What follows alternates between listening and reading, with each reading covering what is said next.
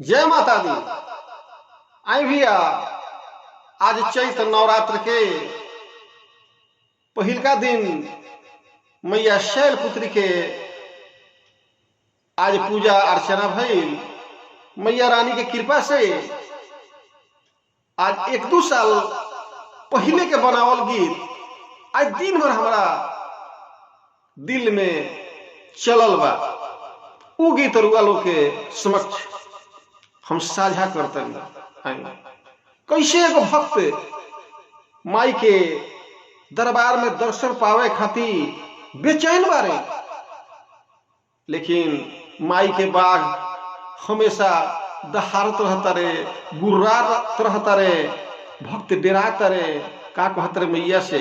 आई अरे कैसे आई रौरी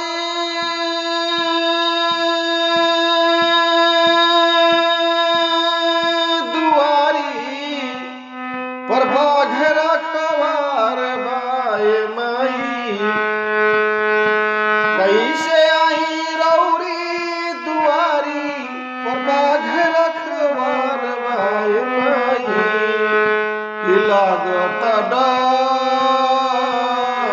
ई बगवा,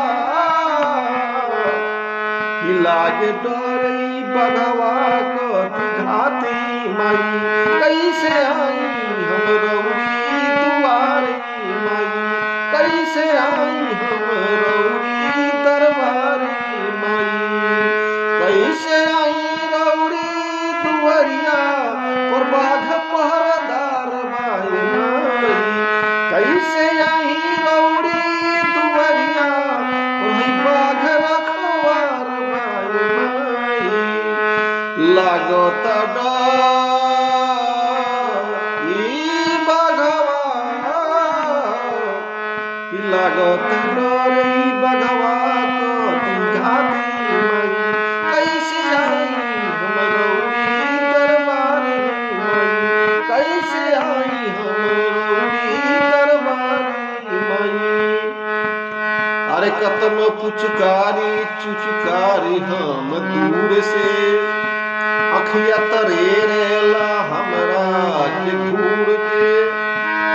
कतनो पुचकारी चुचकारी हम दूर से, अखिया तरेरेला हमरा के घूर के। नइखे कौन सूझती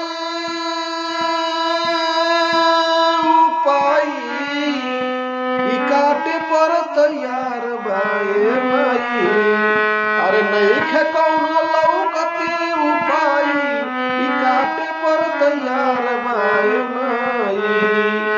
लागत डर ई बघवा,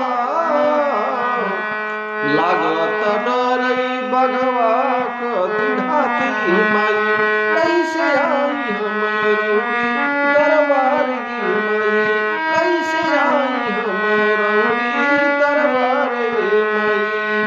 कैसे आई रौरी दुआरिया पर बाघ पहरेदार बाए माई। कैसे आई रौरी दुआरिया पर बाघ पहरेदार बाए माई। लागत डर ई बघवा, लागत डर ई बघवा कति घाती माई। कैसे आई हम रौरी दरबारी माई, कैसे आई हम रौरी दरबारी माई। अंत में भक्त कहता रहे माई से कि माई तनी से बाघ के नजर भटका दे तू माई, तो हम दबे पाओ खुद से तहरा लगे आ जेती।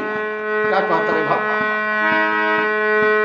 कि तनी से बुला ले तू बघवा के दूर से, दबे पाओ आ जईती हम तनी फूर से।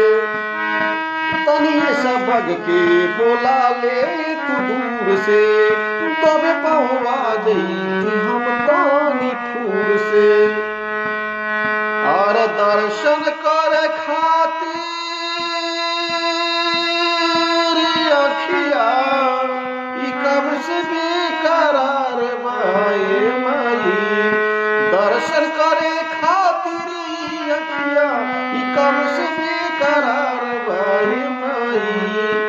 लागता डर ई बघवा लागता डर ई बघवा करी घाती माई कैसे आई हम रउरी दरबारी माई कैसे आई हम रउरी दरबारी माई कैसे आई हम रउरी दरबारी माई। प्रेम से लिए भक्तों, मैया शेरा वाली की जय, मैया मेहरा वाली की जय, मैया जूता वाली की जय। जय हो।